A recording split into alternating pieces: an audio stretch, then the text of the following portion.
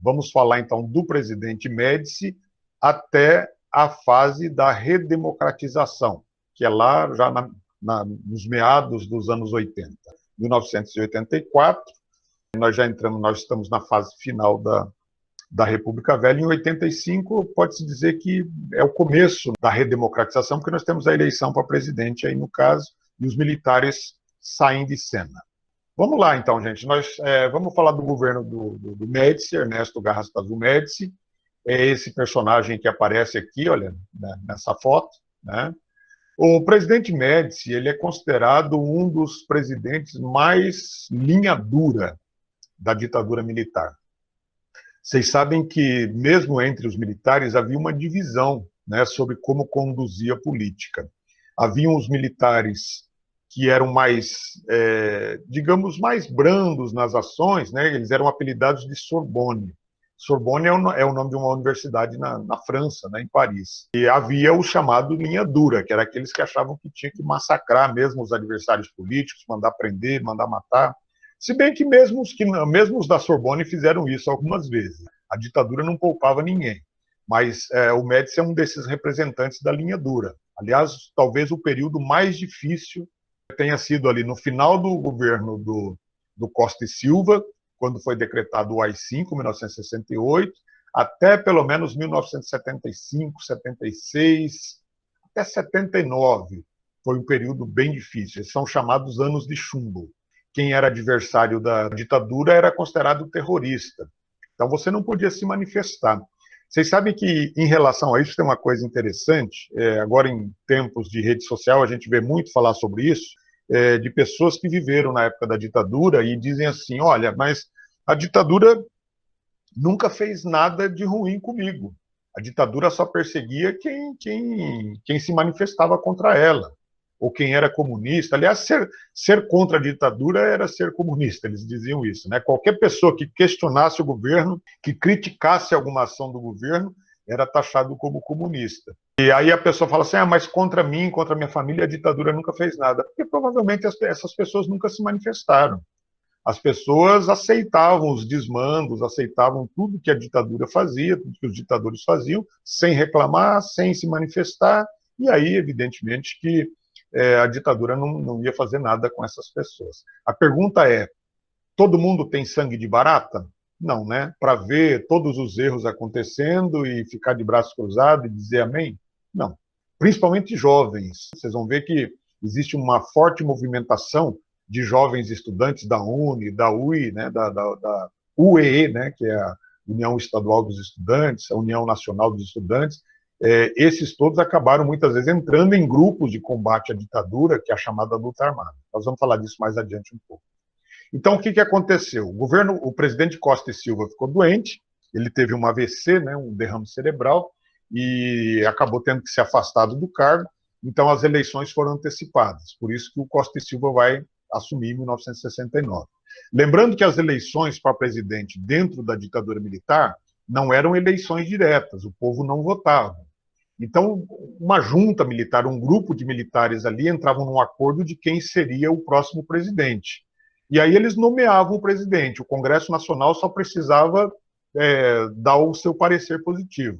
E como o Congresso Nacional era formado basicamente pela Arena, que era o partido do governo, então sempre o candidato indicado pelos militares era ratificado pelo Congresso, quer dizer, era aceito pelo Congresso. Ou seja, a eleição era uma farsa, não tinha eleição, era uma indicação. No máximo que podia haver era uma discordância entre os militares sobre quem seria o sucessor. Seria alguém da linha dura, seria alguém da Sorbonne, né, como se dizia, mas eles é que decidiam. Então, olha só, aqui, por exemplo, houve essa divisão. Então, nós tínhamos dois candidatos possíveis, que era o próprio Médici, o presidente Médici, e o outro era um outro general, chamado Albuquerque Lima. Albuquerque Lima era considerado brando demais, Sorbonne, né, muito macio, e não ia dar certo. Naqueles anos de chumbo tinha que ser um presidente de linha dura. E aí acabou sendo indicado e vencendo, evidentemente, a eleição, o presidente Garrastazu Médici. Na eleição de indireta. Governo Médici, o auge da repressão. Então, a ideia da repressão aqui é muito importante, para vocês entenderem o que significa repressão num regime ditatorial. Qualquer pessoa que se manifeste contra, qualquer pessoa que seja suspeito, naquela época havia uma neura em relação ao comunismo. É bom lembrar que a ditadura militar, assim como todas as ditaduras que aconteceram aqui na América Latina, Paraguai, Uruguai, Argentina, Chile, estão ligadas à questão da Guerra Fria. Isso é muito importante entender. E sempre tinha os Estados Unidos por trás. A CIA, ou a CIA, se vocês preferem, é o órgão dos Estados Unidos encarregado de mandar espiões, de mandar ajuda militar, às vezes até de mandar dinheiro, para que os governos desses países aqui do Cone Sul organizassem o combate ao comunismo.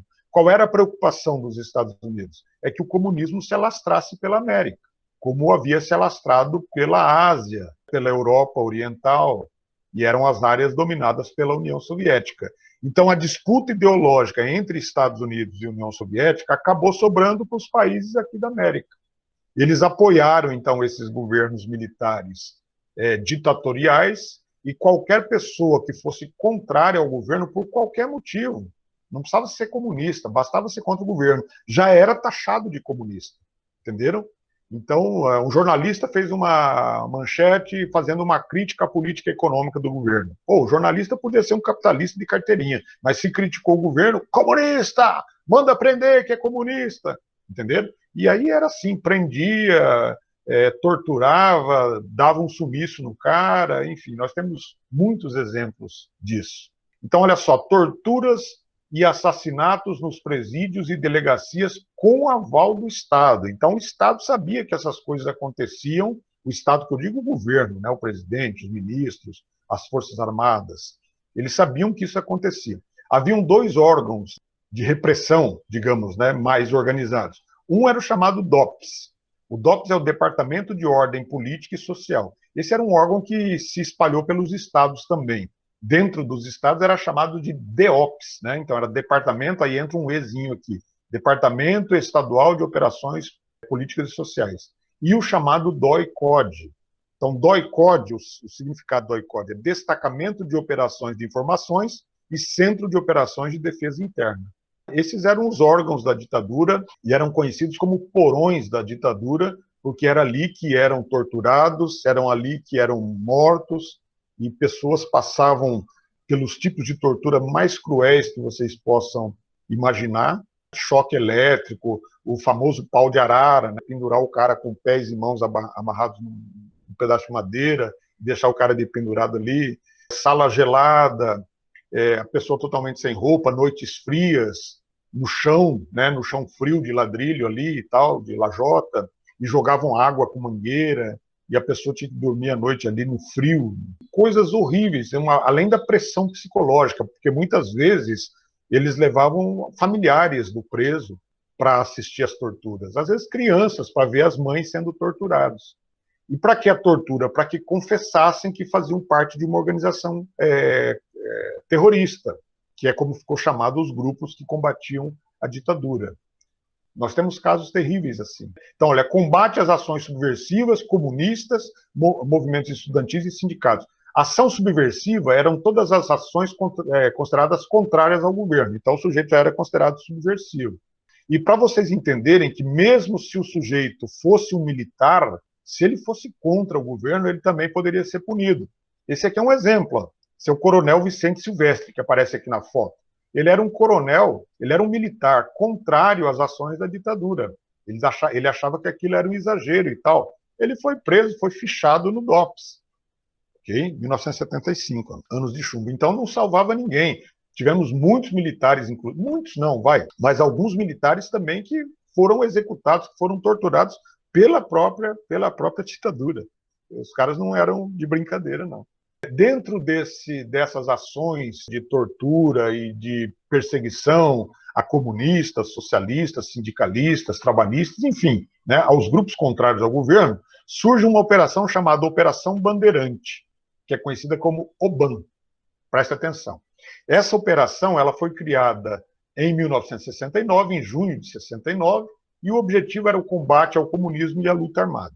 Então, nessa época, aliás, desde 68, se tornou muito comum grupos de pessoas contrárias à ditadura se organizarem em células, eles chamavam de células para fazer o combate mesmo, a luta armada. Primeiro esses grupos, eles tentam negociar com a ditadura, eles tentam fazer uma oposição dentro como se fosse uma democracia. Mas sempre as manifestações, as reuniões eram dispersas dessa forma como vocês veem aqui na foto, com cavalaria, com tiros, muita gente morria nessa confusão. E aí as pessoas que eram contra a ditadura entenderam que a única forma de combater a ditadura era agindo como eles agiam, ou seja, também através da luta armada. E aí vão se formar vários grupos para combater a ditadura e tal. É claro que era uma relação desigual, porque imagina que o Estado tinha marinha, exército e forças armadas, além de grupos especiais financiados, muitas vezes treinados pela CIA, pelos Estados Unidos, para combater, para não deixar que a ditadura se espalhasse aqui pela América. Objetivo: investigar, combater e desarticular grupos armados que resistiam à ditadura. Nós vamos falar de alguns desses grupos, tá? Apoio de empresários ligados à Fiesp e órgãos de imprensa. E aí nós temos histórias incríveis, né? Vocês sabem que a Rede Globo, a emissora de TV Globo, ela faz parte, né, de um conglomerado de imprensa que são as chamadas organizações Globo, que hoje tem jornal escrito, tem canal na internet, tem TV paga e tem a própria TV Globo, que é o canal aberto. Na época da ditadura, a Globo era só o jornal do Roberto Marinho. A partir de 1965 é que nasceu a Rede Globo. Aliás, a Globo nasceu em abril de 65, junto comigo. É um karma que eu vou ter que levar para o resto da vida. Então, em abril de 65, o governo militar concedeu ao presidente Roberto Marinho o direito de abrir uma TV. Porque no Brasil, as comunicações elas têm que ter a permissão do governo, é uma concessão pública, como se diz. Em troca, Roberto Marinho e a Globo e as organizações Globo tinham que apoiar a ditadura. Coisas terríveis que eles faziam, a Globo não mostrava. E não era só a Globo, não. Era a imprensa de maneira geral. A Folha de São Paulo, o Estadão, todos eles apoiaram a ditadura. O Estadão, naquela época, talvez fosse o que menos tivesse apoiado, que não fazia loas, né, que não tecia louvor à ditadura, mas também não falava nada contra, até porque tinha medo, porque podia ser punido terrivelmente. A Folha de São Paulo, o jornal Folha de São Paulo, eles tinham aquelas peruinhas, perua Kombi, vocês devem conhecer perua Kombi, que eles entregavam os jornais. Então eles saíam de madrugada entregando jornais pela rua com aquelas peruas. Muitas vezes essas peruas foram usadas pela Operação Bandeirante para levar prisioneiros, para levar presos políticos, na perua da Folha. A Folha de São Paulo emprestava os seus veículos para a Operação Bandeirante, quer dizer, eles estavam muito alinhados ali. Então, é por isso também que se criou na população brasileira a ideia de que a ditadura era uma coisa boa, porque a imprensa estava sempre a favor, a imprensa falando bem, e foi uma época, né, nós já vimos ali, né, que aconteceu um grande crescimento da economia, o chamado milagre econômico, economia crescendo a 10, 12, teve ano que chegou a 14%, quer dizer, um crescimento espantoso. É claro que vocês já sabem que esse crescimento veio graças ao dinheiro emprestado do FMI. A economia do Brasil cresceu, mas a dívida externa do Brasil foi nas alturas, né? O Brasil ficou devendo até o que não tinha para o FMI. Então, pessoal, a imprensa usava se não evitava criticar as coisas ruins que a ditadura fazia, e em contrapartida falava muito das grandes obras, da Transamazônica, da Ponte Rio-Niterói, das grandes usinas hidrelétricas como Itaipu, etc. Então, parecia uma coisa linda, estava lindo, o Brasil era maravilhoso. É claro que as pessoas que eram mais instruídas, que conheciam a política mais de perto, sabiam o que estava acontecendo. Bom, então a ditadura foi apoiada por empresários ligados à Fiesp. É bom lembrar que os empresários só pensam neles próprios, principalmente as grandes empresas ligadas à Fiesp, é a Federação das Indústrias do Estado de São Paulo.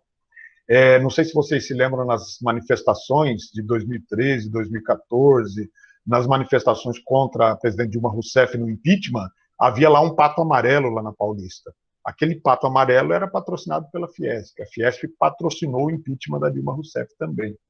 Bom, então a Operação Bandeirante, ela comete arbitrariedades, quer dizer, ela age fora da lei e viola direitos humanos fundamentais. O direito de ir e vir, o direito de expressão, o direito de opção política. Quer dizer, você não podia ser... Eu pergunto a vocês, qual o problema em ser comunista? Qual o problema em defender o ideal comunista? O comunismo é um modo de produção, assim como o capitalismo. Só que eles criaram uma coisa tão terrível contra o comunismo que ser comunista é como se fosse... se você é comunista, você é terrorista. Você tem que ser preso e torturado. E até hoje tem gente que parece que não saiu da Guerra Fria ainda, né? Ah, é comunista! Fulano é comunista. O presidente atual só fala em combater o comunismo. Quer dizer, o país num miserê danado, pessoas passando fome e o presidente querendo combater um comunismo que não existe. Aliás, não existe mais em lugar nenhum do mundo.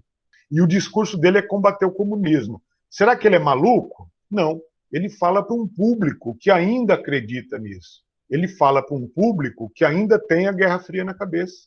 E podem ver que a maioria dessas pessoas que apoiam o atual presidente, eles são saudosistas da ditadura. Eles acham que realmente na época da ditadura foi melhor que agora. Se a gente for olhar os dados sociais, como desemprego, miséria, fome, doenças que matavam crianças assim aos milhões, nós não tínhamos saúde pública no Brasil durante a ditadura, para vocês terem ideia.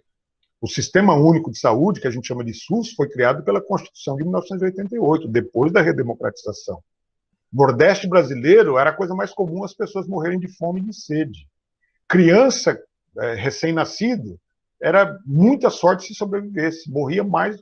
Tem um documentário da Globo, depois, se vocês quiserem dar uma olhada, eu vou postar lá no grupo de vocês o link, uma reportagem de 2008, 2010.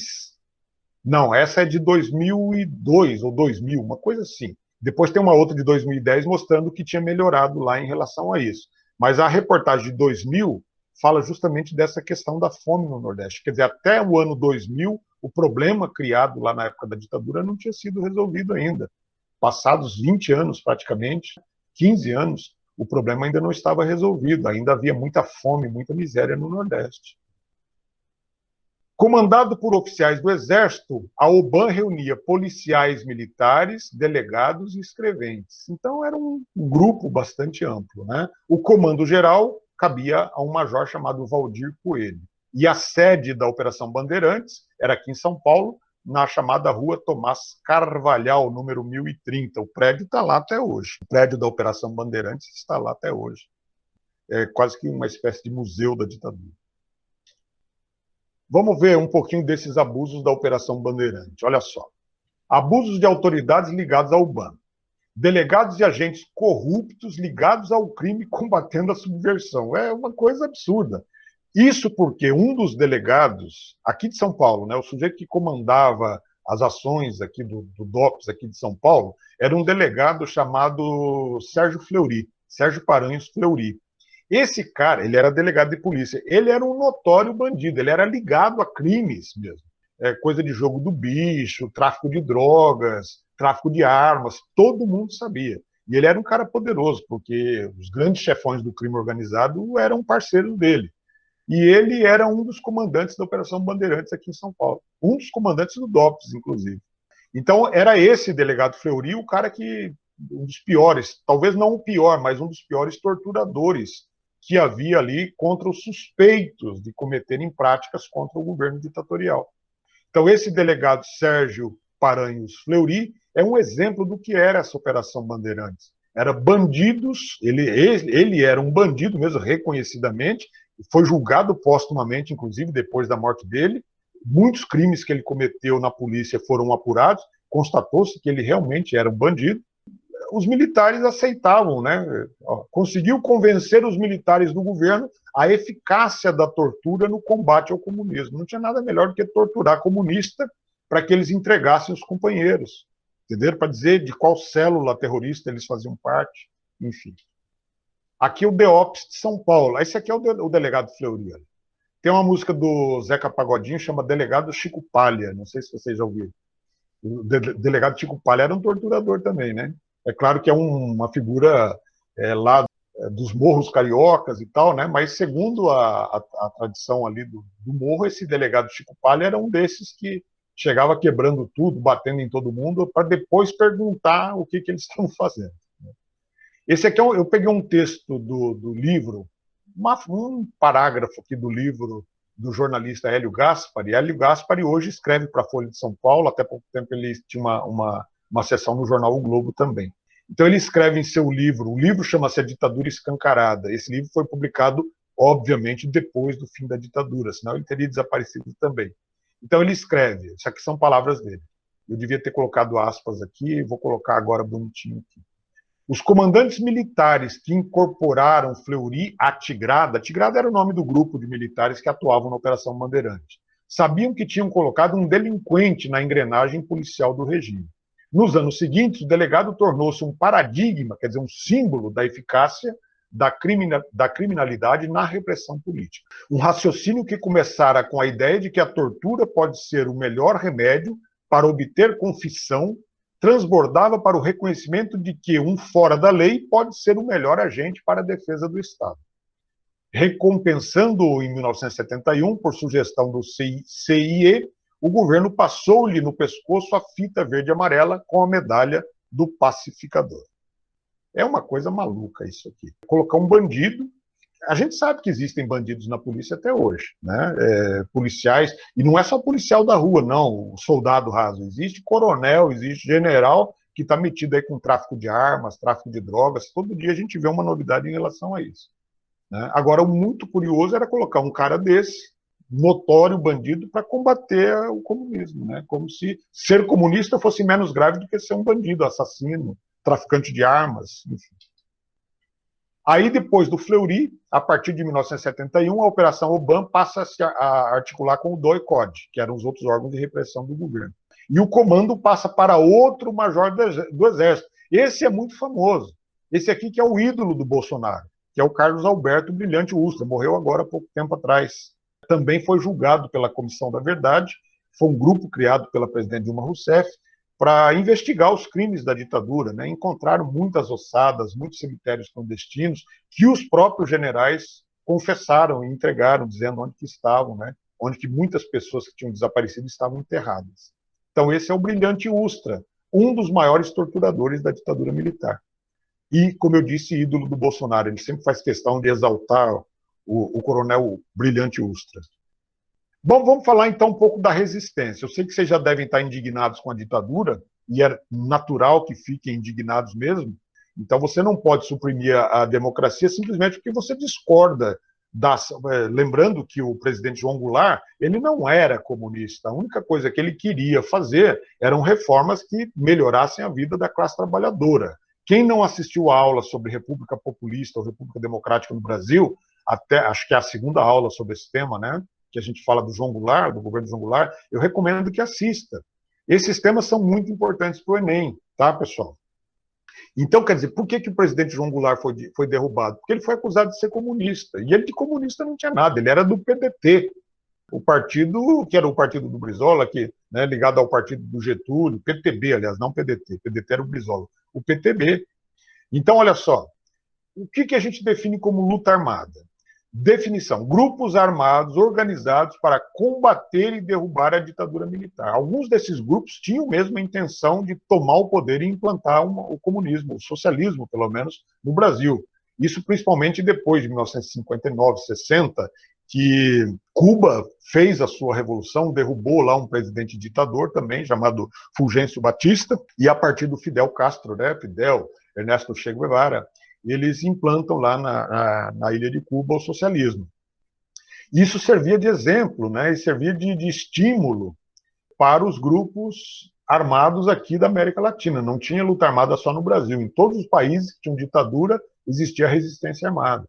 Era a chamada resistência, né? Nós vamos resistir aos ditadores, vamos até sacrificar a própria vida, se for preciso.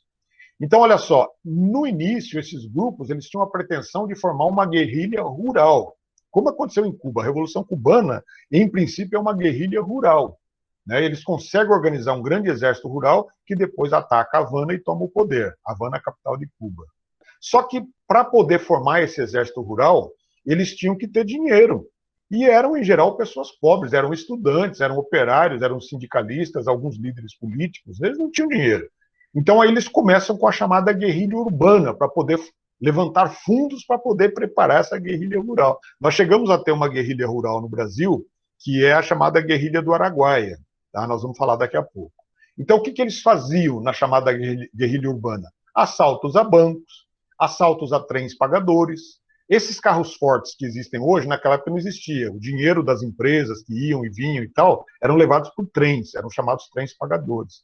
Nós temos até um caso muito emblemático, né, de assalto a trem pagador, que foi protagonizado pelo senador do PSDB, chamado Aloísio, me fugiu agora o nome do cara, eu vou lembrar daqui a pouco. Mas é um senador do PSDB que agora, inclusive, ainda está atuando, acho que, se não me engano, ele ainda é senador, né? Aloísio Nunes, do PSDB. Né? Se vocês tiverem curiosidade, dá um Google em Aloísio Nunes, que deve aparecer, além do histórico político dele, deve aparecer a participação dele na luta armada. Né? Ele era um político de esquerda naquela época, depois se bandeou para o PSDB, olha que cena triste. Sequestros de embaixadores e autoridades internacionais para trocar por prisioneiros políticos. Então, essa história de sequestrar autoridades internacionais era para dar um impacto internacional muito grande e mostrar o movimento da guerrilha. E eles faziam isso e faziam uma chantagem. Olha, se devolverem os nossos presos políticos, as pessoas que faziam parte do grupo que estavam presas, eles devolviam a autoridade. Então, eles sequestraram vários embaixadores e várias autoridades de vários países, suíços, americanos, inclusive, para trocar por prisioneiros políticos. Era um jogo justo, eu acho. Ora, prenderam dos nossos, nós vamos sequestrar alguém e pedir o resgate em troca. O resgate é a libertação dos nossos companheiros. Então, essa luta armada ela tinha esse objetivo, de minar a ditadura, de derrubar aos poucos as bases da ditadura, de tentar abrir os olhos da população para que a população se revoltasse. Mas havia uma despolitização tão grande, né? Nas escolas era proibido falar da ditadura. Acho que eu já contei algumas coisas para vocês da época. Na época que eu era estudante, nos anos 70, por exemplo, até 79, 80, 81 já não era tanto mais, mas eu me lembro de professores de história, de OSPB, que era uma matéria que a gente tinha, Organização Social e Política do Brasil, que eles, quando falavam da ditadura, eles eram raros os que tinham coragem de contar alguma coisa real. Eles falavam do milagre econômico, falavam do crescimento do Brasil, falavam mal do comunismo. Tinha uma professora chamada Dona Ruth Azeredo Arantes Ortunho, era professora de OSPB, isso eu estava na 8ª série. Ela tinha coragem de falar dos erros da ditadura. Só que sempre que ela ia falar alguma coisa, ela primeiro ia lá, abria a porta, dava uma olhada no corredor da escola para ver se não tinha ninguém ali que pudesse ouvir o que ela ia falar. Aí ela fechava a porta e dizia, olha, isso que eu vou dizer para vocês, se vocês disserem por aí que eu disse, eu nego. Eu não disse nada disso que eu vou dizer para vocês.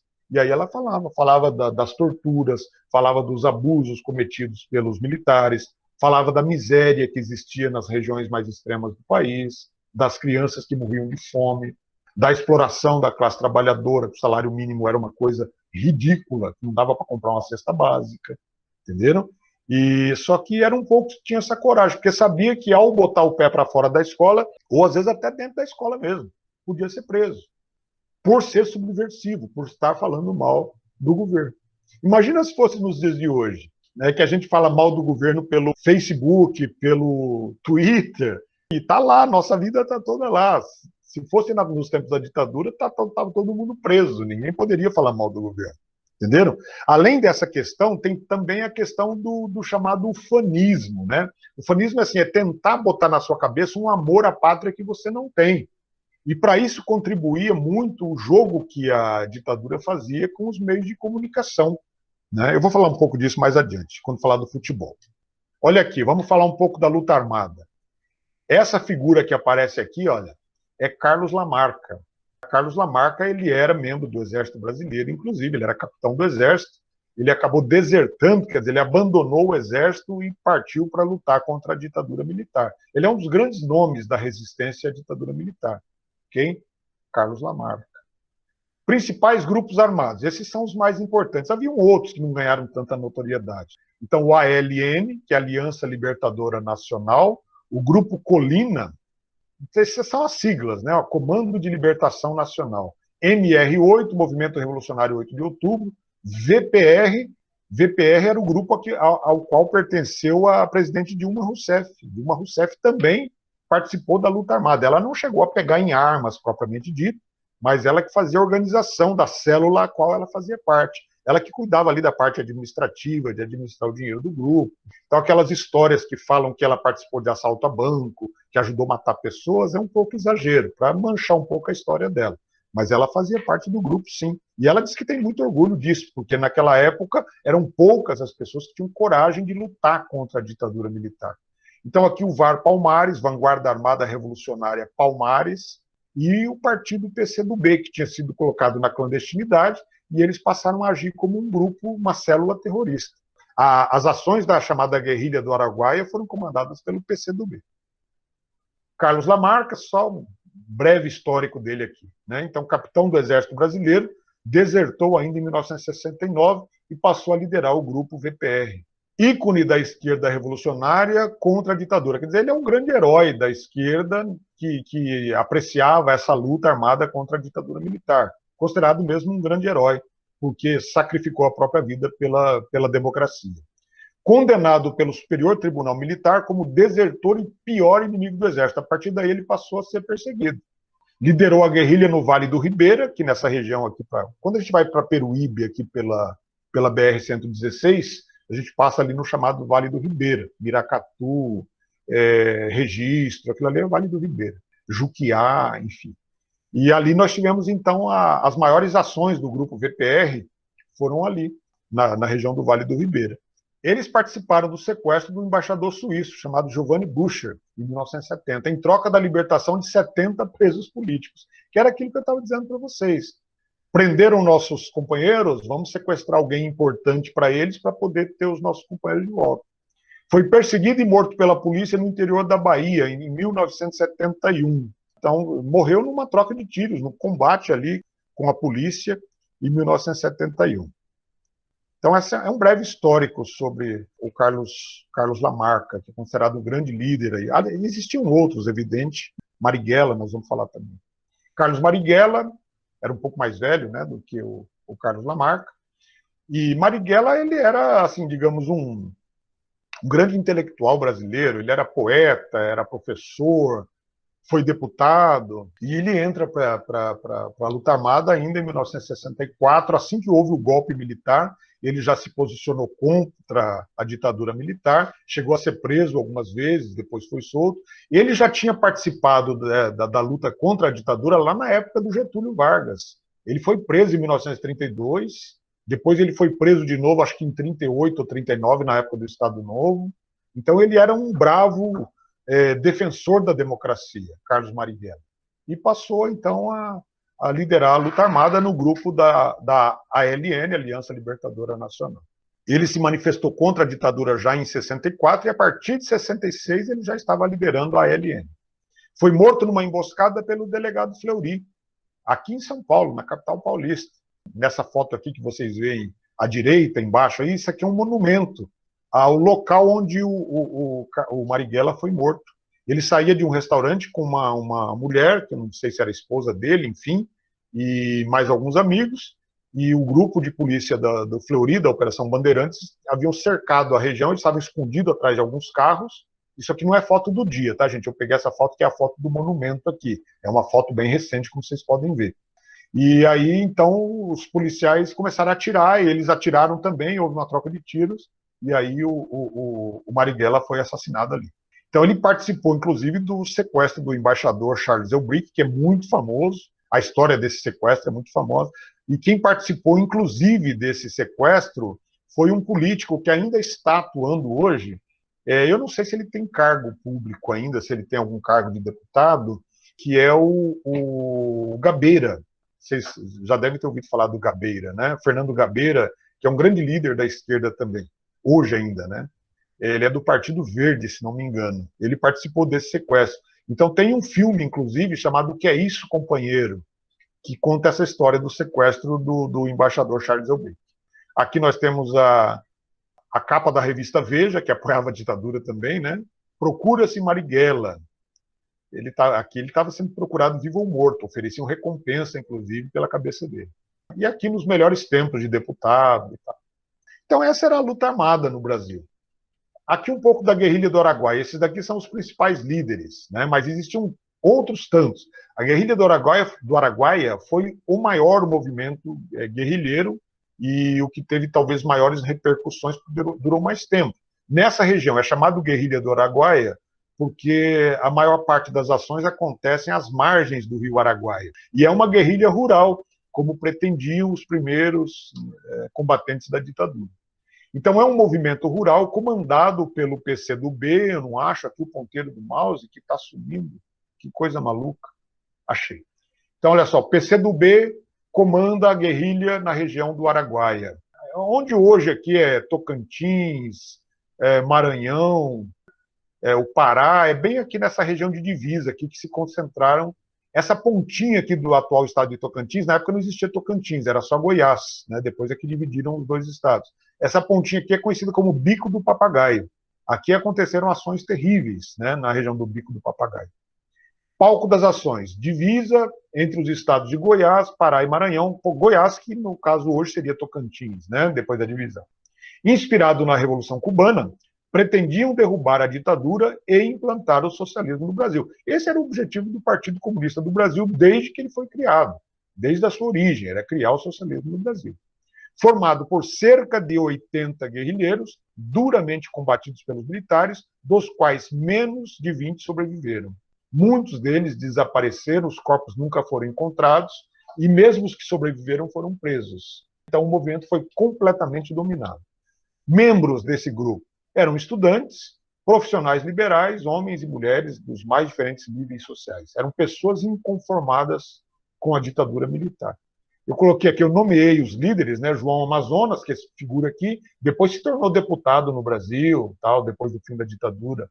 Elza Monerá, Ângelo Arroio, José Genuíno. José Genuíno é aquele famoso deputado do PT, que também ele foi presidente do PT, inclusive, uma época presidente do partido, né? Não presidente do Brasil, e ele fez parte aqui da guerrilha do Araguaia.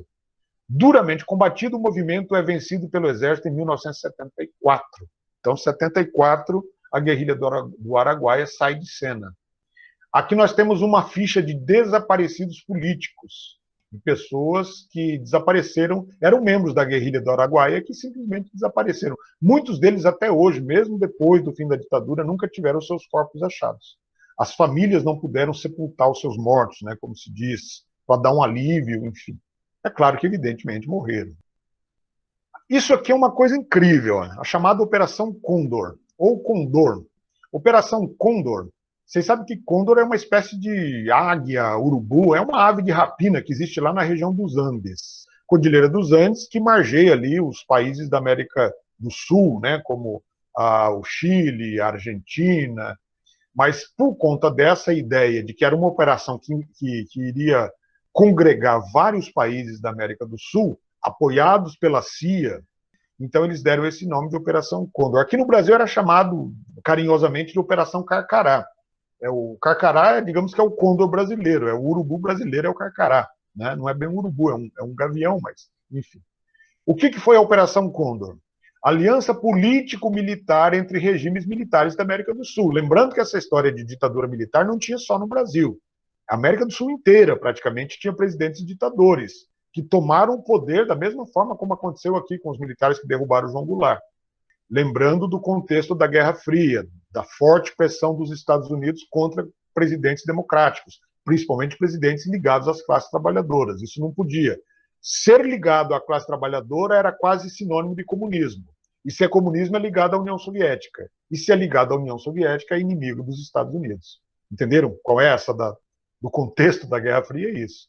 Então, olha só, Brasil, Argentina, Chile, Bolívia, Paraguai e Uruguai aliados à CIA, quer dizer, com toda a infraestrutura, com treinamento, com armamento fornecido pelo Serviço de Inteligência dos Estados Unidos, que é a CIA, a Polícia Secreta lá dos Estados Unidos. Objetivo da Operação Condor: coordenar, organizar a repressão, o combate a opositores desses regimes, eliminar líderes de esquerda instalados em países do Cone Sul e fazer frente a OLAS. OLAS é a Organização Latino-Americana de Solidariedade, que foi criada pelo Fidel Castro, que era o presidente de Cuba nessa época. Então, como Fidel sabia que nesses países onde havia ditaduras de extrema-direita, haviam grupos querendo lutar contra a ditadura, ele organiza um grupo para ajudar esses grupos também. Então, da mesma forma que a Operação Condor recebia ajuda da CIA, muitos desses grupos, chamados aqui de terroristas, que combatiam a ditadura, recebiam ajuda de Cuba. E Cuba, por sua vez, recebia ajuda da União Soviética. Mais uma vez, a Guerra Fria presente aí, capitalismo versus socialismo. A Operação Condor foi idealizada, quer dizer, saiu da cabeça do presidente chileno chamado Augusto Pinochet. Pinochet é considerado um dos piores ditadores de todas as ditaduras. Então ele põe Costa e Silva, Médici no chinelo. Ele era um maldito, violento, sanguinário. Inclusive, ele foi condenado, chegou a ser preso. Ele foi condenado, depois do fim da ditadura lá no Chile, ele foi condenado à prisão perpétua por crimes contra a humanidade. Diferentemente daqui do Brasil, acabou a ditadura, nenhum ditador foi punido. Eles só foram investigar crimes da ditadura, por incrível que pareça, a partir de 2010, é que formou-se a chamada Comissão da Verdade aqui no Brasil, para investigar membros torturadores, pessoas que mataram até, inclusive crianças, pessoas inocentes, que não tinham nada a ver com o comunismo e tal. Eram aqueles abusos cometidos pelo delegado Fleury e outros. Infelizmente, muitos deles já tinham morrido. Mas mesmo os que estavam vivos, como, por exemplo, o coronel Ustra, que na época ainda estava vivo, ele confessou declaradamente as coisas que eles faziam.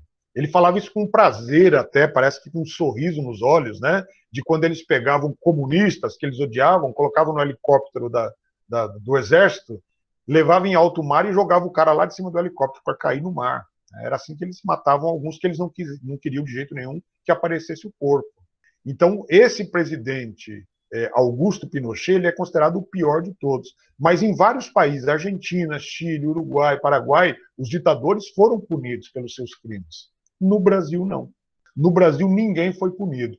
Talvez, o que o pessoal costuma dizer assim, professor, mas a abertura que houve, a anistia que houve, foi ampla. Foi anistia tanto para os guerrilheiros quanto para os militares. Ok. Só que os guerrilheiros, muitos deles morreram, né, nessa luta, e muitos deles foram presos e foram torturados, e passaram anos e anos na prisão ou no exílio. Tiveram que deixar famílias e filhos. Muitos desapareceram. Ou seja, a punição a quem combatia a ditadura já tinha sido dada pela própria ditadura, mas os ditadores nunca foram punidos.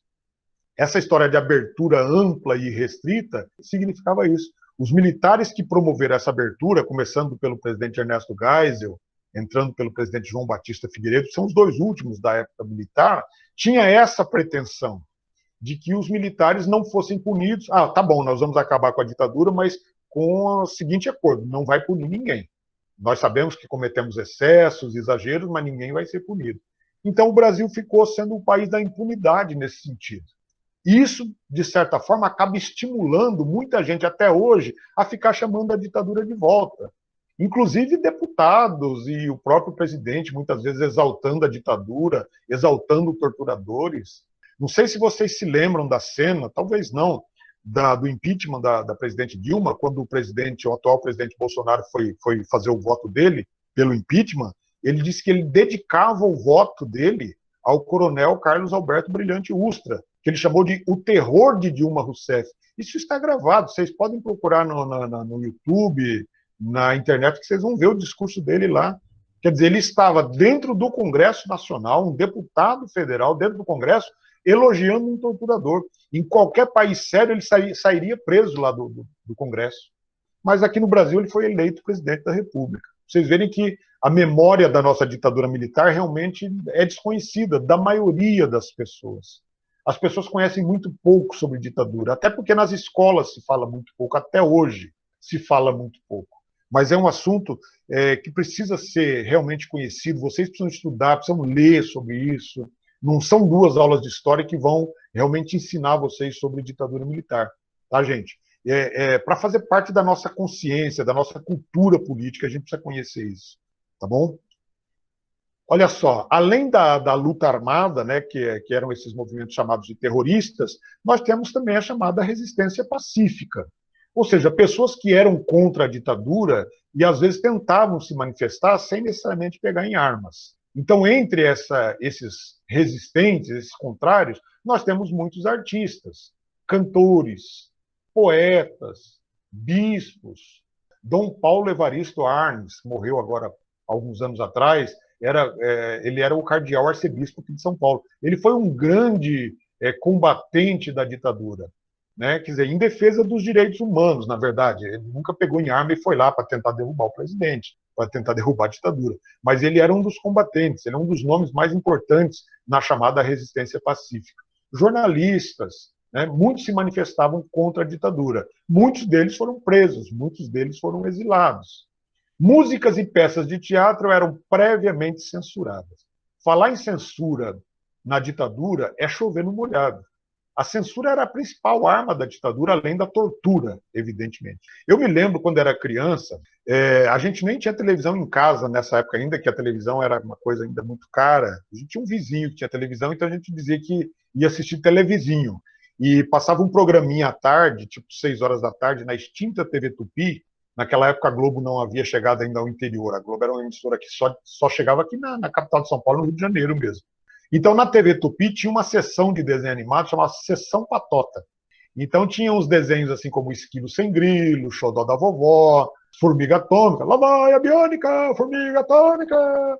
E eram assim, os desenhos mais ingênuos, mais inocentes que vocês possam imaginar. Jamais num desenho daquele poderia ter alguma conotação política que a gente vê, por exemplo, às vezes num Pica-Pau, no desenho do Pica-Pau, que aborda alguns temas políticos às vezes e tal. Então, assim, mesmo esses programinhas inocentes, eles passavam pela censura federal. Sempre que fosse começar um programa de TV, podia ser qualquer programa, jornalismo, novela, filme, aparecia assim, antes aparecia a tela da TV ficava escura e vinha uma mensagem assim. Isso na TV Tupi, né? Este programa da Rede Tupi de televisão foi aprovado e liberado pelo Serviço de Censura Federal para ser exibido neste horário. E aí, pum, aparecia um carimbão assim na tela escrito aprovado. Para desenho animado. Quer dizer, os caras... Então, a censura era um negócio maluco. Peça de teatro era censurado, música era censurado, poesia era censurado, filme de cinema. Muitos filmes foram produzidos durante a ditadura militar, só puderam ser exibidos depois da redemocratização, porque mostravam os erros da ditadura. Entenderam? Músicos inteligentes conseguiam ludibriar, quer dizer, conseguiam driblar a censura com suas músicas de duplo sentido. Então, Chico Buarque de Holanda é um mestre nisso, né? Tem uma música do Chico Buarque chamada Cálice. Olha só, vê que interessante que é isso. Cálice, o nome da música está escrito Cálice com C, que é o cálice, a taça. Mas se eu disser cálice sem ler, a palavra falada, ela pode significar cale a boca. Cala a boca é censura. A música dele é uma crítica à censura. Só que a música chama-se Cálice. E o nome da música é com o cálice com o C para lembrar. Então era uma forma de driblar a censura. Cálice, como beber dessa bebida amarga. Aí o refrão, o coro grita assim bem forte: cálice, se na calada da noite eu não durmo, cálice. Pô, é muito estranho e muito interessante ao mesmo tempo, né? A música é linda. Se vocês puderem, depois dá uma buscazinha lá no YouTube para ouvir essas músicas. Caetano Veloso fez muitas músicas. Tinha uma música que foi considerado o hino contra a ditadura, o hino da resistência, Geraldo Vandré, caminhando e cantando, seguindo a canção, somos todos iguais, braços dados ou não, nas escolas, nas ruas, campos, construções, vem, vamos embora, que esperar não é saber. Quem sabe faz a hora, não espera acontecer. Essa todo mundo conhece, né? E tem uma outra música que também todos vocês conhecem, do Milton Nascimento, que foi outro grande combatente da ditadura, chamado Coração de Estudante. Coração de Estudante foi uma música feita em homenagem ao estudante Edson Luiz, que morreu lá nas primeiras manifestações contra a ditadura militar. Lembra que nós falamos lá dos estudantes do restaurante Calabouço, né, que foram se manifestar contra a alta dos preços no restaurante Calabouço, que era um restaurante universitário ali no Rio de Janeiro. E a música Coração de Estudante foi feita em homenagem a Edson Luiz. É claro que os militares não sabiam, senão ela não seria permitida. Muitos artistas fugiram do Brasil para não serem presos. Caetano Veloso foi para o exílio, passou muito tempo em Londres. Lá em Londres ele fez uma música chamada London, London. Chico Buarque foi para o exílio, Milton Nascimento, Caetano, já falei do Caetano, Gilberto Gil, vários sociólogos, porque os sociólogos são estudiosos da sociedade e faziam críticas à ditadura, foram perseguidos, para não ser presos foram embora, mudaram-se do Brasil. Então Betinho Betinho era irmão de um cartunista muito famoso aqui do Brasil, chamado Enfio. O Betinho, ele, depois que ele voltou do exílio, ele se destacou no combate à fome aqui no Brasil. E tem uma música da Elis Regina era uma outra grande cantora, né? Aquela música O Bêbado e a Equilibrista. Caía tarde feito um viaduto, um bêbado vestindo luto. Vocês conhecem também, né? Então tem uma parte da música que fala assim, que sonha com a volta do irmão do Enfio, e de um outro que sumiu num rabo de foguete, e assim vai. Eu, como cantor, sou um bom professor de história, né? Enfim, mas eu acho muito interessante, eu quero despertar em vocês a curiosidade de conhecer essas músicas dos anos 70, anos 80, né? É da chamada MPB brasileira. O Betinho era o tal do irmão do Enfio, que foi por ele era um sociólogo, né?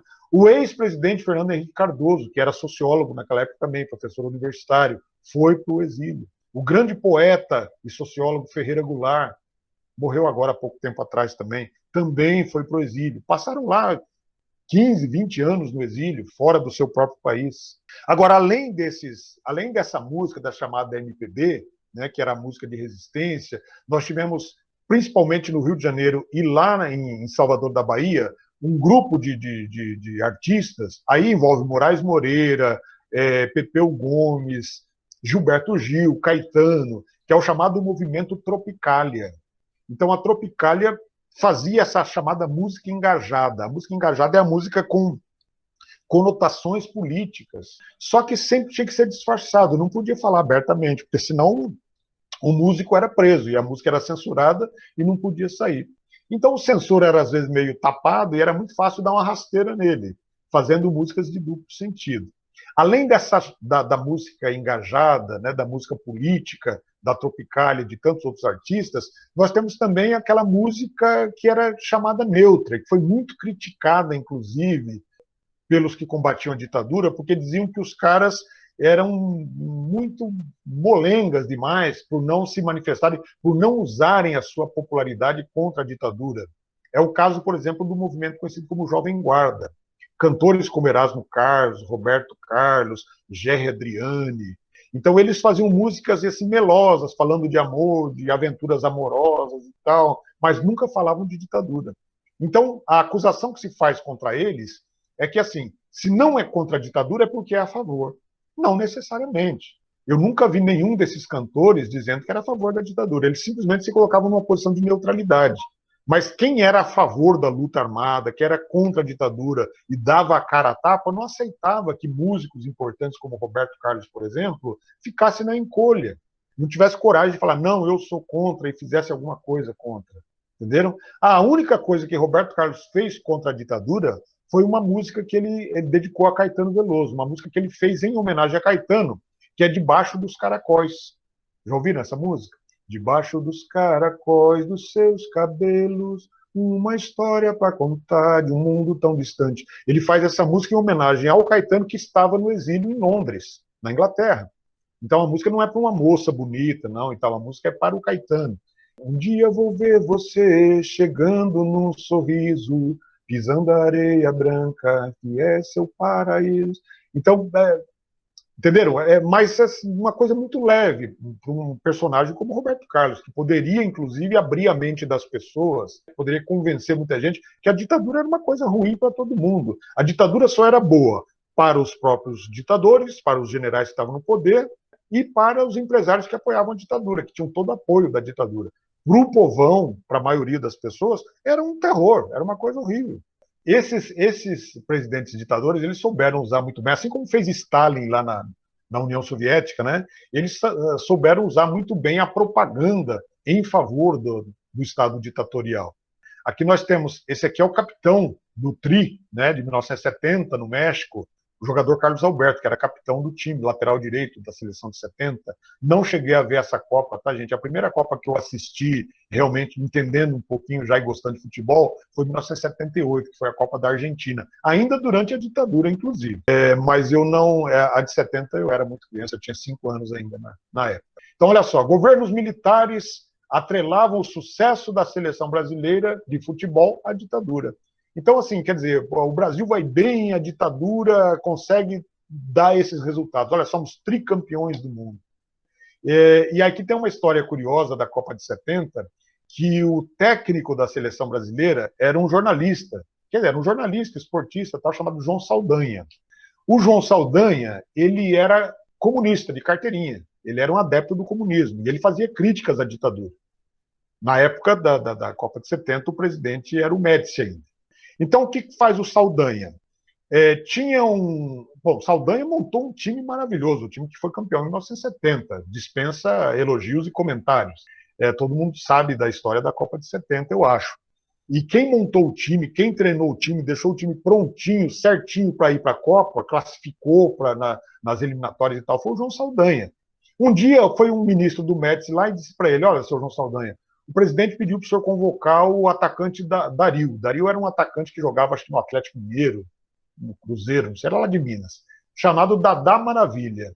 Dadá Maravilha era uma figura emblemática assim, no futebol, mas ele fazia gols, né? Era aquele tipo que a bola batia na canela dele e entrava. Tal.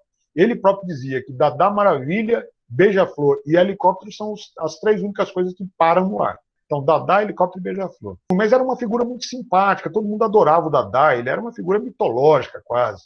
Então, o presidente queria que se convocasse o Dadá, para tirar uma casquinha e dizer assim, olha, ó, né, eu pedi para o técnico para levar o Dadá, que todo mundo adora o Dadá. Ele era mais engraçado do que bom de bola, mas enfim, né, essa figura. Aí, sabe qual foi a resposta do Saldanha ao enviado do presidente? Ele disse assim, olha, diga para o presidente que eu não dou palpite quando ele vai formar o ministério. Então, para ele não dar palpite na escalação do meu time, quem escala o time sou eu. Resultado, sabe o que aconteceu com o Saldanha? Foi demitido da seleção brasileira e aí colocaram o Zagallo, Mário Jorge Lobo Zagallo, para ser o técnico da seleção. De última hora, o time estava quase que embarcando já para o México, para a Copa do Mundo. Então o Saldanha perdeu o cargo de técnico da seleção porque desafiou a ditadura. Disse que no time dele Dadá não jogava. E aí o Zagallo, evidentemente, convocou o Dadá, que acho que nem chegou a jogar, ficou no banco de reservas. Se entrou lá no finalzinho daqueles jogos que já estavam ganhos e tal. Mas quem ousava desafiar... E olha que pro João Saldanha saiu barato, poderia ter sido pior. Aí nós temos, então, Ernesto Geisel. Aqui começa a abertura, com avanços e recuos, né? Então, Ernesto Geisel governou de 74 a 79. O governo dele é marcado por forte crise econômica e inflação. A inflação aqui já chegava à casa dos 200% ao ano, para vocês terem uma ideia. Né? Inflação de 35% ao mês, aí você coloca de um mês sobre o outro. Então ela chegava, inclusive, em algumas épocas, em alguns anos dentro desse período de 70 até 84, a inflação passava de 300% ao ano. Hoje nós temos inflação de 4, 5, no máximo 6 ao ano. Chegava a 300 ao ano, para vocês terem uma ideia, a chamada hiperinflação. A oposição se assanha por conta dessa crise. Começa a exigir, então, que haja uma abertura. Ora, os militares, eles deram a desculpa que estavam tomando o poder lá em 64 porque a economia do Brasil ia mal e eles iriam resolver. Aí vieram com o tal do milagre econômico, pegando dinheiro emprestado do FMI, atolar o Brasil numa dívida. As diferenças sociais do Brasil continuavam. Agora o crescimento parou porque, olha só que interessante, a partir de 1971, 72 até 74, nós tivemos uma crise muito grande no preço do petróleo. O Brasil praticamente comprava quase todo o petróleo que consumia. A gente produzia muito pouco aqui. Até que tirava bastante com a Petrobras, mas não refinava quase nada.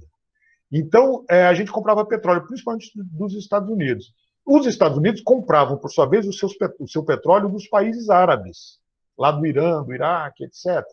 E houve uma guerra lá no Oriente Médio que tornou o preço do barril do petróleo muito alto. Assim, quadruplicou o preço do barril do petróleo de um dia para o outro. Isso acabou provocando uma crise internacional. Essa crise internacional do petróleo gerou uma crise econômica internacional. Vejam que interessante. O Brasil crescia, né, dentro daquele período chamado milagre econômico, graças a dinheiro emprestado dos bancos internacionais, do FMI. Agora o mundo está em crise, o Brasil precisa de dinheiro emprestado. Só que ninguém mais empresta, porque está todo mundo em crise. E aí o problema da economia dependente do capital externo começa a aparecer. E o Brasil começou a entrar em crise também. O milagre econômico acabou, entenderam? Aí sim as mazelas começam a aparecer de fato. E começa a aparecer descontentamento de empresário, e começa a aparecer descontentamento de órgãos da imprensa, jornalistas que até ontem apoiavam os ditadores, agora eles começam a gritar, porque está faltando dinheiro. Então, é nesse momento que o presidente Geisel promete uma abertura lenta, gradual e segura. Quer dizer, nós vamos abrir o regime mais lentamente, devagarinho, de forma segura, para que os comunistas não tomem o poder. Aliás, o presidente Geisel ele faz parte da Sorbonne, ele não era aquele presidente da linha dura. E aí eles lançam, então, o segundo Plano Nacional de Desenvolvimento, o segundo PND. Tem o primeiro PND, que é da época do Costa e Silva, e o segundo PND, que agora é do governo Geisel. Esse plano baseava-se em investimento nas grandes empresas estatais e na promoção do consumo, ou seja, que os bancos emprestassem dinheiro para a população a juros baixos. Só que tinha uma inflação muito alta. Então o dinheiro se desvalorizava muito rapidamente. Salário mínimo era uma coisa vergonhosa, você não conseguia comprar uma cesta básica com salário mínimo. Hoje seria menos do que R$300, R$200 o salário mínimo. Poucos resultados. Inflação galopante, 35% ao mês. Nas eleições parlamentares de 74, porque a gente não podia votar para presidente, governador, prefeito, mas votava para o legislativo, para eleger deputados e senadores. Haviam dois partidos, Arena, que era o partido do governo, MDB, que era o partido de oposição consentido. Nessa eleição de 74, devido a essa crise toda, o MDB, que era o partido de oposição, chegou a eleger 40% dos deputados, quase a metade dos deputados. Nas eleições anteriores era uma surra da Arena, era tipo 80% a 20%, 70% a 30%. Nessa aqui a oposição chegou a 40%. Acendeu uma luz vermelha lá no presidente Geisel e nos ministros militares. Disseram, olha só, isso aí está perigoso. Daqui a pouco eles vão eleger maioria no Congresso e vão aprovar uma lei que acaba com a ditadura.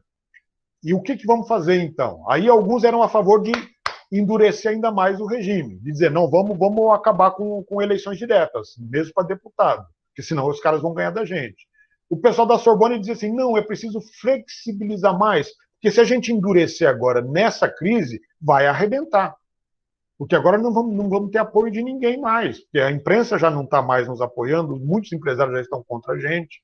Então, se a gente endurecer... Então, ficou essa discussão aí, ok? Então, aí, isso aqui faz parte, olha, das reformas propostas pelo presidente Geisel. Em 1975, vocês vão ver que essa abertura ela vai e volta, né? Ela vai recuar, inclusive. Em 1975, o jornalista Vladimir Herzog foi assassinado. Foi morto mesmo, dentro do prédio do 2º Exército aqui em São Paulo. Vladimir Herzog era jornalista, ele fez uma matéria fazendo críticas à ditadura e à crise econômica que o Brasil passa. Não era nem crítica política da ditadura, falando da crise econômica que o Brasil passava, que na visão dele os militares não fizeram corretamente a lição de casa no campo econômico, por isso que o Brasil passava por aquela crise, por isso que havia tanta fome e miséria, tanta desigualdade, enfim. A reportagem dele foi mais ou menos esse teor. Foi ousado, foi preso, foi lá para o DOPS. No dia seguinte, o cara amanheceu enforcado lá. Um lençol amarrado no pescoço, amarrado numa madeira do teto. Só que um enforcado com os pés no chão, quase que com os joelhos no chão. Ninguém que se enforca fica com o pé no chão, senão não se enforca. Óbvio, mataram o cara, amarraram ele pelo pescoço, penduraram lá como se fosse enforcado, para dizer que tinha sido enforcado. Nessa época, o episódio não deu tanta polêmica e tal, até porque havia censura ainda na imprensa. Mas a morte do Vlado, como era conhecido, fortaleceu os movimentos de oposição. Entidades de classe exigiam anistia a presos políticos. Então, essas entidades são grupos organizados. Nós temos aqui a Ordem dos Advogados do Brasil, a Associação Brasileira de Pesquisa Científica, a Associação Brasileira de Imprensa, a CNBB, né, que é a Conferência dos Bispos do Brasil, o Comitê Brasileiro pela Anistia, que é a CBA, a UNE, enfim, União Nacional dos Estudantes, todas as organizações, instituições que começam a gritar agora contra a ditadura. Vejam que era uma resistência pacífica ainda. E exigem abertura política, exigem liberdade para os presos políticos e a volta dos exilados, que é a chamada anistia ao perdão político, e exigem uma nova Constituição para o Brasil. Então, esses movimentos eles vão ganhando força na medida que a economia brasileira vai andando para trás. Ou seja, a ditadura ela vai se auto-implodindo, porque ela já não conta mais com o apoio da sociedade organizada, já não conta mais com o apoio da imprensa e não conta mais com o apoio da Fiesp. Entenderam? Então, quando se diz, os militares decidiram trazer a democracia de volta, conversa mole. Os militares entregaram o Brasil porque eles não sabiam mais o que fazer. A verdade é essa. A economia saiu fora de controle, a inflação saiu fora de controle, a pobreza no Brasil atingiu talvez o pior grau no final dos anos 80, a miséria realmente, pessoas que morriam de fome e de sede. Então os militares resolveram tirar o time de campo. Nessa época, já a Guerra Fria já havia quase que desaparecido, a União Soviética já estava deixando de ser socialista, passando a ser capitalista, o Muro de Berlim caía na Alemanha, enfim. Então, quer dizer, já não tinha mais aquele clima terrível, Estados Unidos versus União Soviética. Então, por isso, as ditaduras na América Latina toda, elas vão caindo, mais ou menos na mesma época, algumas um pouco depois. Em 1977, o presidente Geisel lança o Pacote de Abril, que representou um retrocesso na promessa de abertura. Então, eles iam tomando algumas atitudes no sentido de abertura, mas esse famoso Pacote de Abril, isso aqui costuma ser tema de prova, tá, gente? De vestibular e tal, de Enem. O que era o Pacote de Abril? Olha, fechamento do Congresso Nacional. Então, lembre-se que o Congresso Nacional vinha a cada eleição, vinha elegendo. Na eleição de 72, o Senado elegeu 60% da oposição. A oposição conseguiu 60% das cadeiras. Depois, em 74, o Congresso, que são os deputados, conseguiram 40% dos lugares. Então, isso vinha assustando o governo. E aí eles decidem fechar o Congresso Nacional. Ou seja, aquela abertura que parece que ia acontecer ainda com o Geisel vai ter um retrocesso. Por isso que eu disse que são idas e vindas. A alteração da legislação e do sistema judiciário.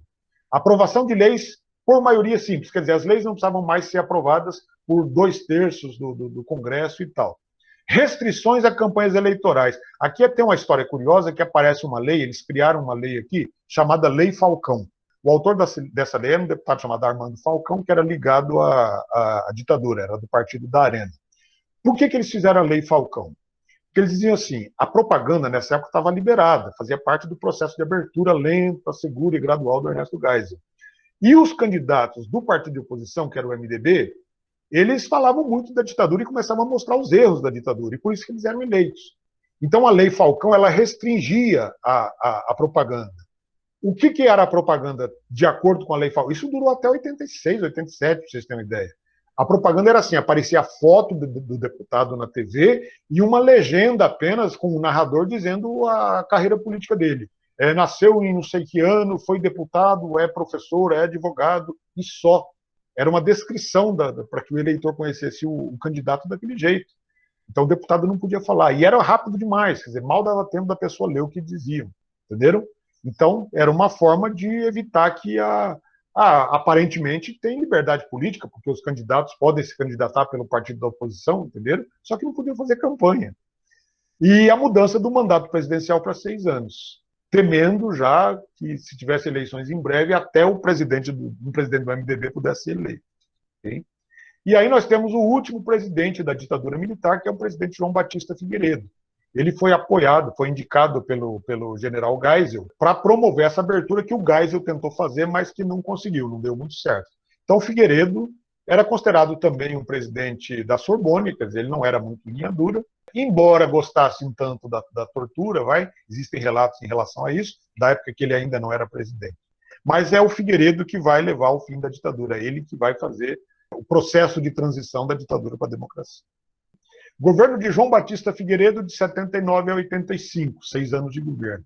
Então, olha só, marcado por profunda crise econômica e inflação crescente, mais de 200% ao ano. Então, toda aquela crise que já existia no governo do Geisel vai se aprofundar cada vez mais, por conta da crise internacional do capitalismo. Desemprego e aumento gigantesco da dívida externa. Figueiredo leva adiante o projeto de abertura política. Em 1979, promulga a chamada Lei da Anistia, ampla e restrita. Ou seja, anistia para todo mundo, anistia perdão. Perdão para os terroristas, os que não haviam morrido, os que não haviam desaparecido, evidentemente. Os que estavam presos e os que estavam no exílio seriam perdoados. E anistia para os torturadores. Carlos Alberto Brilhante Ustra, o delegado Fleury, todos os presidentes que apoiaram declaradamente tudo isso. Então, todos esses seriam perdoados. Fim do bipartidarismo, ou seja, aquela história que só podia ter 2 partidos, o partido do governo e a oposição consentida, que era a Arena e a MDB. Então vão surgir novos partidos, isso já a partir de 79. Então, no lugar da Arena, a Arena continua sendo da Arena, mas muda de nome, passa a chamar PDS. Quer dizer, continua sendo o partido do governo, o partido que apoiava a ditadura. O nome mais famoso do PDS é o Maluf, Maluf ele se fez político mesmo dentro do PDS. Foi inclusive governador do estado de São Paulo, governador biônico, né, nomeado pelos militares. Aí o MDB vira PMDB, é nessa época que surge o PT, se não me engano, em 1980 surge o PT, o Partido Trabalhista Brasileiro, o antigo partido do Getúlio, volta novamente, o PDT, que era o partido do Brizola, e o PP, que era o Partido Popular. Militares linha dura viam com maus olhos a abertura. Mesmo assim, tinha gente lá do governo que não queria de jeito nenhum que se acabasse com a ditadura. Atentados tentam intimidar passeatas e movimentos pró-abertura. Olha que curioso que é isso. Nós tivemos um caso em 1981 que é conhecido como atentado ao Rio Centro.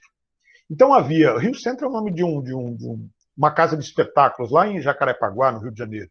E havia ali um show beneficente para arrecadar dinheiro para a comemoração do dia 1º de maio, que era o Dia do Trabalhador. Então tinha lá Chico Buarque, Moraes Moreira, Caetano Veloso, Alceu Valença, Gonzaguinha, Gal Costa, uma série de artistas famosos fazendo esse show beneficente. E um grupo de militares comandados, ele não estava lá, mas a ideia vinha dele, desse Carlos Alberto Brilhante Ustra. Eles organizam um atentado para jogar a culpa nas pessoas da esquerda que combatiam a ditadura. Então eles iam explodir o prédio do Rio Centro, o projeto era explodir o prédio do Rio Centro, com todo mundo lá dentro, e botar a culpa, eles iam armar alguma coisa para jogar a culpa na esquerda. Para dizer, tá vendo por que não pode acabar a ditadura? Porque esses militantes de esquerda, eles são terroristas. Só que deu errado, e a bomba acabou explodindo dentro do carro. Olha só, e acabou matou um militar, um major, um sargento, enfim, e feriu outro oficial. Então explodiu essa bomba dentro do carro, explodiu uma outra bomba no estacionamento que eles já tinham armado, e tinha uma terceira bomba dentro do carro que não explodiu. Então, quer dizer, a coisa que eles armaram para jogar a culpa na esquerda acabou caindo literalmente no colo deles. Então, o atentado desmoralizou o governo do Figueiredo, que diziam que ele não conseguia, aqueles dentro, né, mesmo os que apoiavam a ditadura, que diziam que o governo Figueiredo não conseguia controlar a ala mais radical, a ala mais extremista do governo. O chefe da Casa Civil era um general chamado Golbery do Couto e Silva, que é muito famoso também na história da ditadura. Então o general Golbery pediu demissão, porque disse que realmente a situação está fora de controle. Um dos últimos atos mais importantes aí foi a revogação do AI-5. O AI-5 era a peça fundamental da ditadura, era que dava direito ao governo ditatorial de fazer todas essas barbaridades amparadas pela lei do AI-5. Olha, isso aqui é uma foto do atentado do Rio Centro. O carro que explodiu com a bomba dentro, certo? Aí nós temos, então, a partir já de 83, 84, a nítida noção de que a ditadura iria acabar. E assim os movimentos pró-democracia eles vão se tornando mais intensos. Um desses movimentos mais importantes é conhecido como Diretas Já.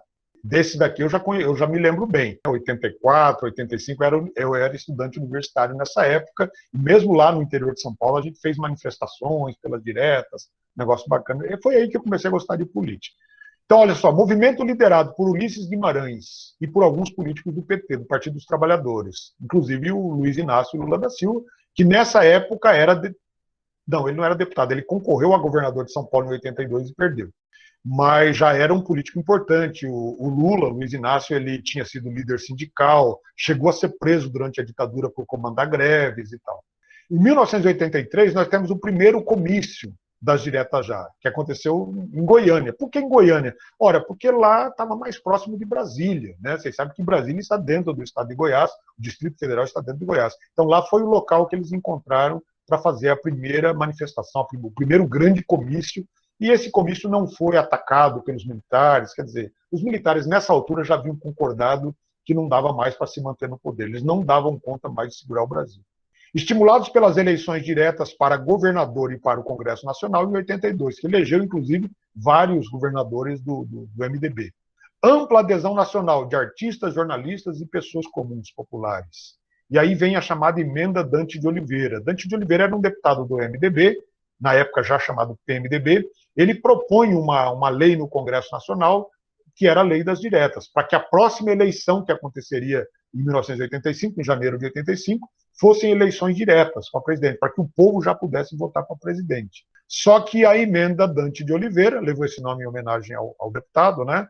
Ela foi barrada no Congresso, porque o Congresso ainda tinha maioria de deputados da Arena. Então, eles concordavam que houvesse uma eleição de um presidente civil, que não fosse um militar, mas que essa eleição ainda não seria direta. Teríamos eleição direta somente em 1989, que seria a nossa segunda eleição direta depois da democratização, essa que elegeu o Collor de Mello. Então, nessa eleição de 85, quem concorreu? Paulo Maluf, que era candidato pelo PDS, que era o novo partido do governo, a antiga Arena. Flávio Marcílio era o candidato a vice, ambos do PDS. Esse era o candidato do governo, candidato apoiado pelo João Batista Figueiredo. E, pelo lado do MDB, da oposição, PMDB agora, né, Tancredo Neves e o presidente José Sarney. Então, nós tivemos uma vitória do Tancredo Neves, uma vitória expressiva do Tancredo Neves. Essa eleição aconteceu dentro do Congresso Nacional. Vejam que, nessa época, a maioria dos congressistas, dos deputados, eram do PDS. E muitos deles preferiram votar no candidato do MDB, do PMDB, do candidato da oposição. Foram considerados traidores e tal. Essa votação é possível achar no YouTube. Os candidatos, quando vão votar, pela democracia, voto em Tancredo Neves. Ou pela ordem, pela segurança, contra o comunismo, eu voto no Paulo Maluf. Alguns outros deputados, enfim. Bom, no final das contas, o Tancredo ganhou. Só que o Tancredo Neves não chegou a tomar posse, porque ele ficou doente. Ali, entre a eleição e o cargo, que ia acontecer em março, ele ficou doente, muito doente. Foi internado e acabou morrendo no Hospital das Clínicas aqui em São Paulo. E aí, quem acaba assumindo o cargo de presidente é o vice, que era o José Sarney, que foi presidente do Brasil entre 1985 até 1989. Essa é a foto da vitória do Tancredo. Esse aqui é o Tancredo, essa aqui é a dona Risoleta Neves, que é a esposa dele. Tancredo é avô do Aécio Neves, que é atual senador do PSDB. Esse aqui é Ulisses Guimarães, um dos personagens mais importantes da reabertura política do Brasil, chamado Doutor Diretas, né? O cara que batalhou muito pelas eleições diretas. Ele foi candidato depois, em 89, e não conseguiu se eleger, né? Na eleição presidencial de 89, que ganhou o Collor de Mello. Acabou, gente. Era isso mesmo. Eu programei a aula por 1h30, consegui cumprir o prazo.